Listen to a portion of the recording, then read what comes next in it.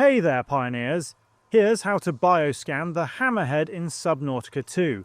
Bioscanning the Hammerhead, together with a surge jelly, unlocks the Homing Sense biomod, which lets you detect nearby powered bases. Before heading out, make sure to bring a bioscanner since it's required to unlock the biomod's full effect.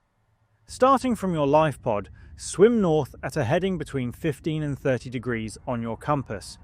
You'll usually find a pair of hammerheads swimming near the first angel comb on the map.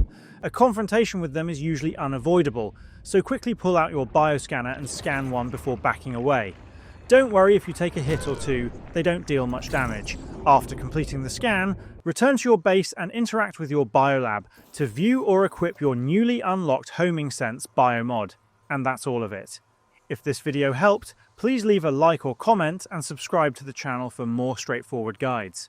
Thanks for stopping by, and see you in the next side quest.